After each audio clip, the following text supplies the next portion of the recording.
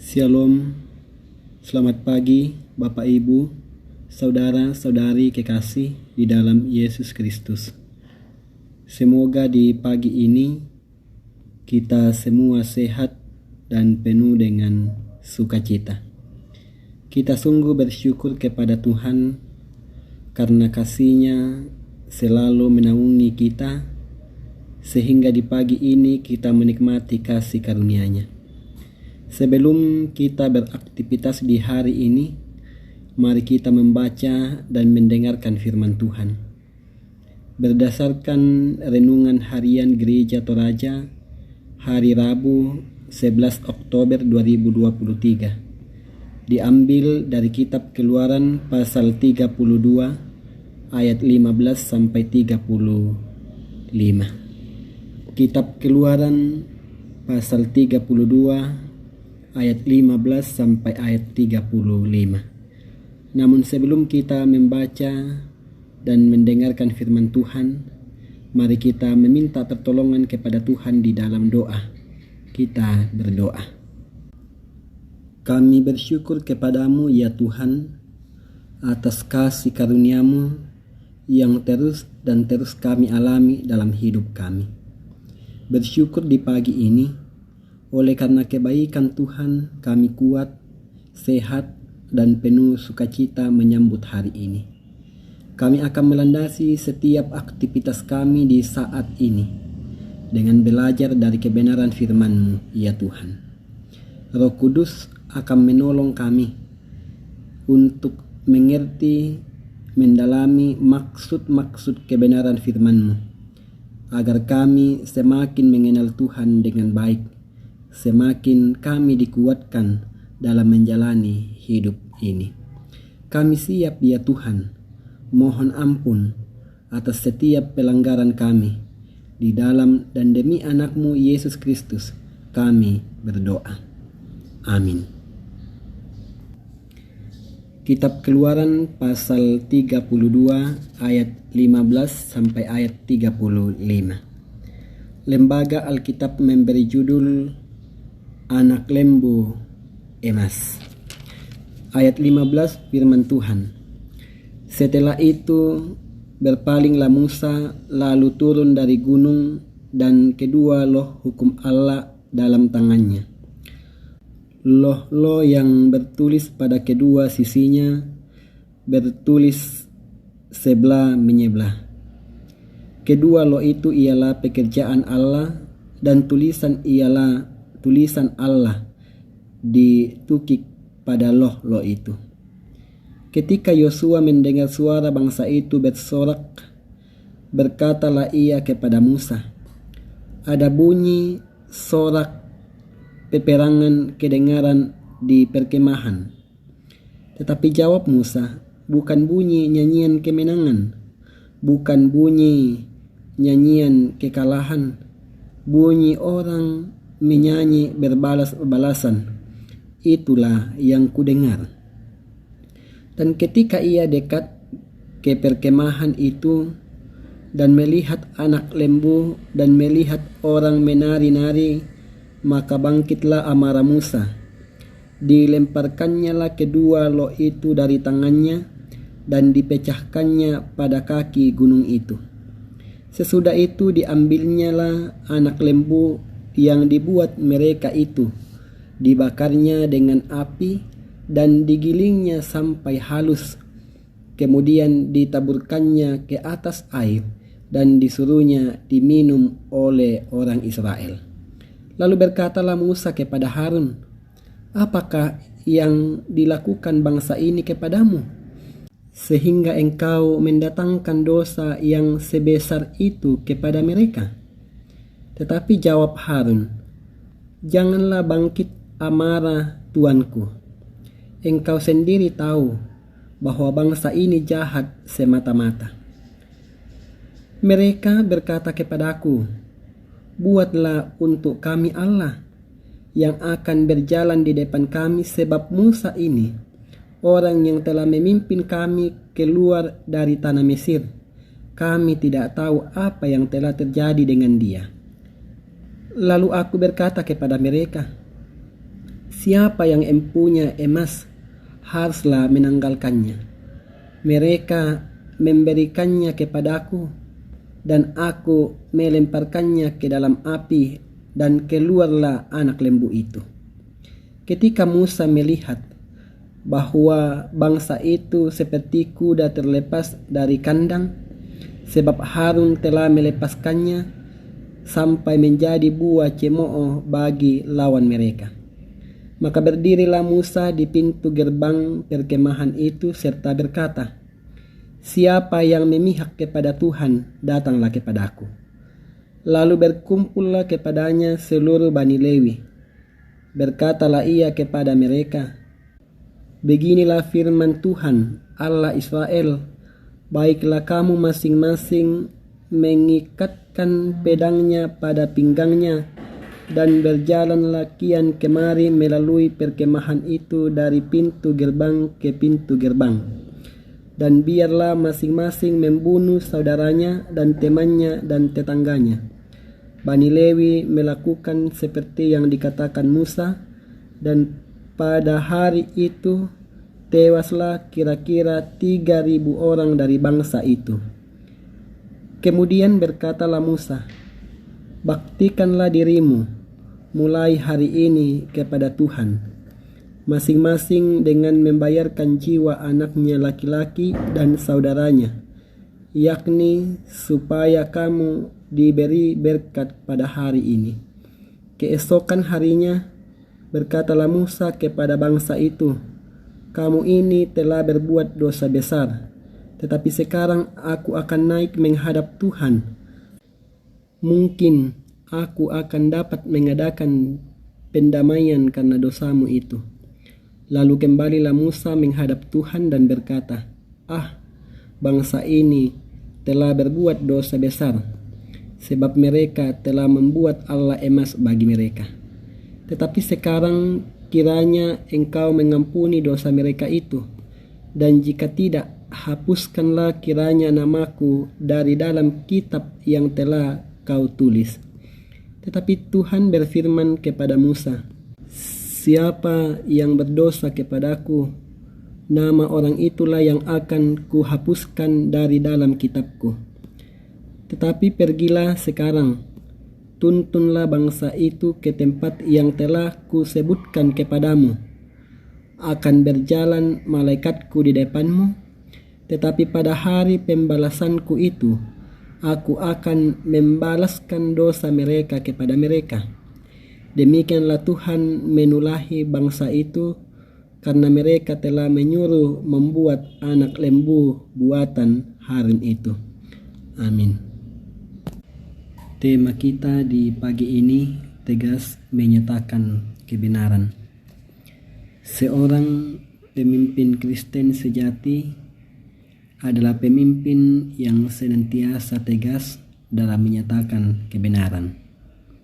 Seorang pemimpin Kristen sejati pasti sedih, merasa kurang nyaman, bahkan mungkin marah bila menyaksikan orang yang dia pimpin hidup tidak sesuai kehendak Tuhan. Demikian pula dengan Musa ketika menyaksikan umat Israel yang tidak hidup sesuai perintah Tuhan. Ketika mereka hidup menyimpang dari jalan yang Tuhan perintahkan, dan lebih memilih sujud menyembah anak lembu tuangan yang dibuat Harun bagi mereka. Bapak, Ibu, saudara-saudara, watak Harun tidak setegar dan setegas watak Musa.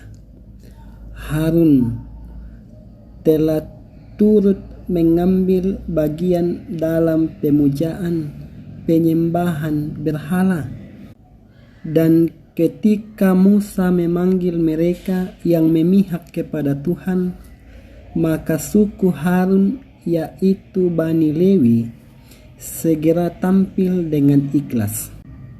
Tentu sebagai pemimpin yang tegas, Musa cepat tanggap melihat situasi umat Israel yang kacau dan tak terkendali.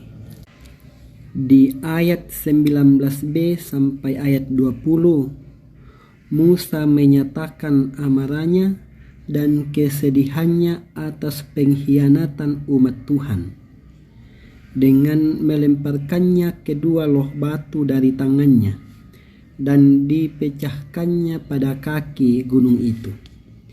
Bahkan Musa mengambil anak lembu yang dibuat umat Israel, lalu dibakar dan menggilingnya halus-halus, kemudian ditaburkannya ke atas air, lalu menyuruh umat Israel meminumnya. Hal ini mau menyatakan bahwa umat yang bersalah harus menanggung perbuatannya akibat dosanya. Selanjutnya, Musa menegur Harun yang seharusnya membimbing umat Israel menyembah Tuhan, tetapi justru mengikuti kehendak mereka membuat berhala. Ayat 21. Di sini kita melihat bahwa seorang pemimpin harus memiliki sikap tegas yang mampu menuntun umat untuk senantiasa hidup dalam kesabaran, dan seorang pemimpin pun harus mampu mengendalikan dan mengontrol dirinya untuk tetap hidup dalam kebenaran, bukan membawa umat pada jalan kebinasaan. Musa sebagai pemimpin, ia menantang umat Israel untuk membersihkan para penyembah lembu emas itu dari tengah-tengah mereka. Ayat 26 sampai 27. Dan ternyata dari 12 suku Israel, firman Tuhan yang kita baca saat ini menegaskan bahwa hanya suku Lewi saja yang berpihak kepada Tuhan dan menumpas semua pengkhianatan itu. Ayat 28. Tindakan itu merupakan tindakan bakti terhadap Allah. Ayat 29. Karena itu Allah akhirnya memilih mereka menggantikan anak sulung Israel sebagai pelayan Tuhan di rumah Tuhan. Kita bisa bandingkan di Bilangan pasal 3 ayat 12.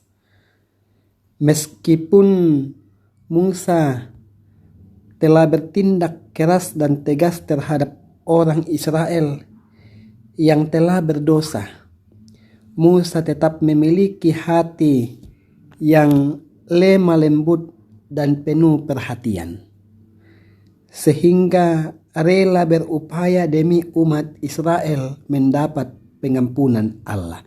Ayat 32. Namun Allah itu adil, sehingga ia menghukum mereka yang telah berbuat dosa. Dan Allah mau setiap umatnya berani dengan tegas menyatakan kebenaran. Allah mau setiap umatnya tidak berkompromi dengan dosa. Karena setiap perbuatan dosa mendatangkan hukuman Allah. Dan sebagai pemimpin, hendaknya hidup dalam kebenaran dan berdiri senantiasa di pihak Tuhan. Amin. Mari kita berdoa. Dengan kerendahan hati kami, ya Tuhan, sumber hidup kami manusia, kami menghampiri Engkau di saat ini selayak datang menaikkan puji-pujian dan syukur kami. Terima kasih atas setiap cara Tuhan mengasihani kami dan menolong hidup kami. Kami sungguh bangga memiliki Tuhan yang sungguh mengasihi kami. Terima kasih di saat ini atas firman-Mu yang telah kami renungkan. Mengajar kami untuk senantiasa tegas menyatakan kebenaran dalam hidup kami. Mampukan kami, ajarlah kami sehingga kami dimampukan untuk melakukannya. Ya Tuhan Allah kami, Allah yang baik, penuh kasih setia.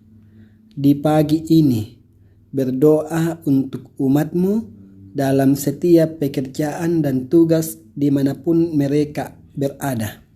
Hikmat dan kemampuan karuniakan pada mereka. Tolonglah mereka untuk hidup dalam kebenaran dan penuh tanggung jawab. Berdoa pula untuk anak-anak umat-Mu dalam setiap proses hidup, baik dalam pertumbuhan, pendidikan. Tuhan menolong mereka, memampukan mereka, kekuatan dan kebijaksanaan Tuhan akan nyatakan atas mereka. Ya Tuhan, berdoa untuk setiap orang tua kami yang sudah usia lanjut. Tolong karuniakan setiap mereka kekuatan, topanglah dan lindungilah mereka dalam menikmati masa tua mereka. Berdoa untuk umat-Mu yang bergumul karena berbagai hal dalam hidupnya. Kepadamu ya Tuhan, kami berserah memohon, mendoakan mereka, agar setiap yang bergumul senantiasa hidup berpengharapan hanya kepada Tuhan saja. Ya Tuhan, berdoa untuk bangsa dan negara kami. Tuhan memberkati. Berdoa untuk pemerintah sebagai hamba Tuhan. Karuniakan hikmat dan kebijaksanaan bagi mereka. Biarlah mereka sungguh-sungguh menjadi pemerintah yang tegas dalam menyatakan keadilan dan kebenaran. Ya Tuhan, ya Allah kami, kehidupan kami hari ini, apapun yang kami lakukan, Tuhan menolong dan menyertai setiap kami. Peliharakan kami dengan kasih-Mu. Biarlah hari ini kami nikmati dan Tuhan dimuliakan di dalamnya. Ini doa kami, ini syukur kami, ini pengharapan kami yang kami sampaikan melalui anak-Mu Yesus Kristus. Itulah Tuhan dan Juru Selamat kami. Kami berdoa dan bermohon kepada Bapa di sorga. Amin. Demikianlah renungan pagi hari ini. Selamat pagi, Tuhan memberkati.